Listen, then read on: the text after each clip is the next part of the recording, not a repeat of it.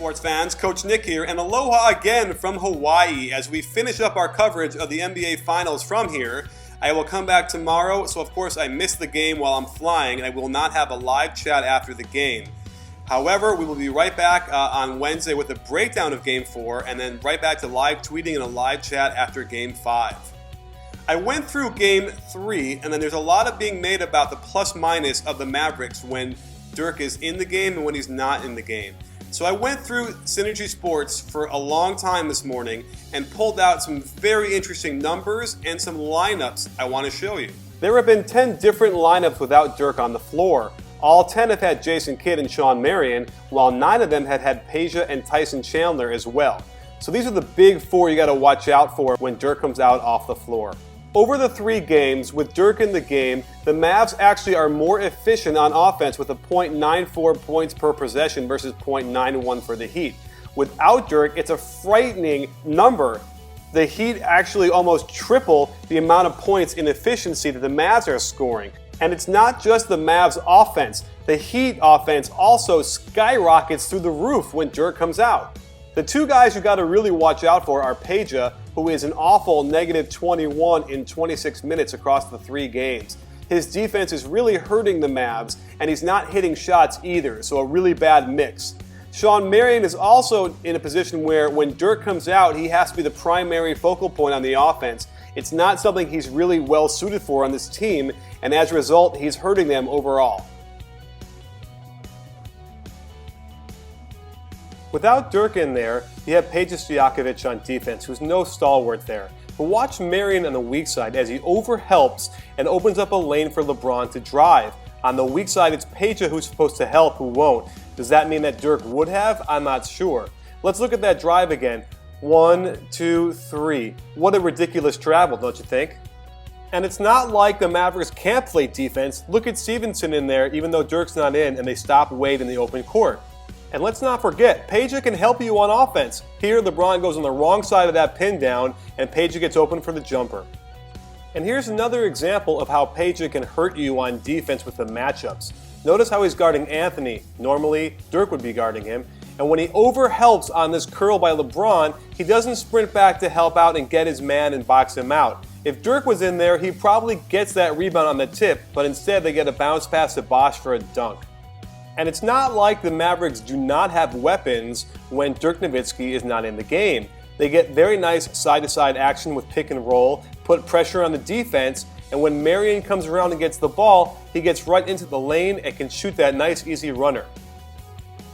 Here's where Spoelstra's adjustments really came in handy. On their double high post, they do a brush screen for LeBron and cross. That means that Chandler has to help out on the diving man, Anthony, and that leaves Peja guarding Chris Bosh on the high post.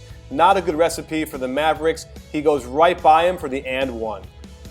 When Dirk is not in the game, there's a very small margin for error on offense for the Mavericks. Here you'll see Terry miss Chandler on the pin down roll, and instead he goes right back to Kidd, who actually makes a beautiful pass, but Marion fumbles it and then is forced to burp up a bad shot on the baseline.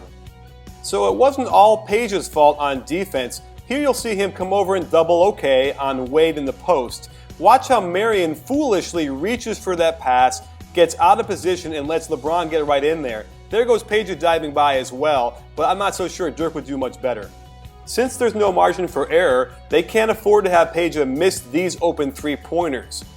And I need to stress, the Mavericks are not without weapons both offensively and defensively without Dirk on the floor. They can stop guys here. Here comes Wade in the post, and they get a great stop with some help. And there's Peja throwing the ball away in the open court.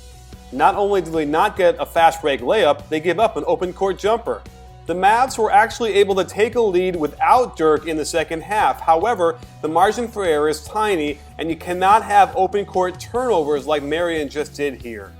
Marion suffers the most without Dirk because he becomes a real focal point of the offense, something he's probably not suited best for. So here he goes to the basket, really difficult shot, and misses, and gets a follow-up and blows that one as well.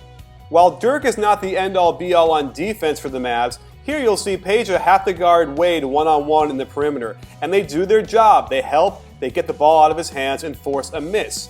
Not only that, Terry leaks out and Jason Kidd hits him with a nice pass and he gets a great roll in the open court. Let's look at an example of how Dirk at 7 feet can bother perimeter shooters when he closes out. With Peja in, you'll see a big difference, and when he closes out, he has not nearly the same effect.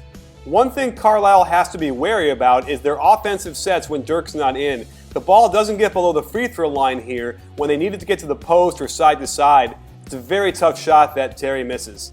To make matters worse after that shot by Terry, he doesn't pick up Chalmers, who says thanks a lot and splashes that wide open three.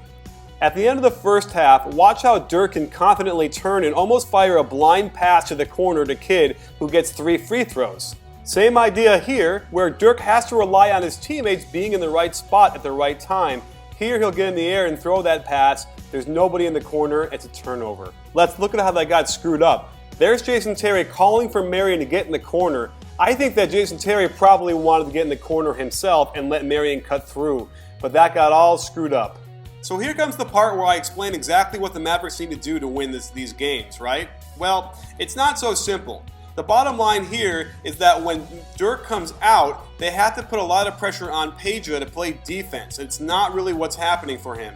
And so I think it's time to move on and look for someone else, especially because Peja has not been helping on the offensive end either. And that other person has to be Corey Brewer, or maybe even Boubois if he gets another practice or two and gets his rhythm going. So I wouldn't be surprised to see those two guys getting a lot more minutes and Peja getting a lot less. That said, I'm still telling you Peja might come in there and help them and hit some shots and really do something positive, but as of now, over these 3 games, he's been an albatross for them, and if they want to turn the series around in a hurry, it's going to have to be using somebody else in spot minutes who's going to perform well.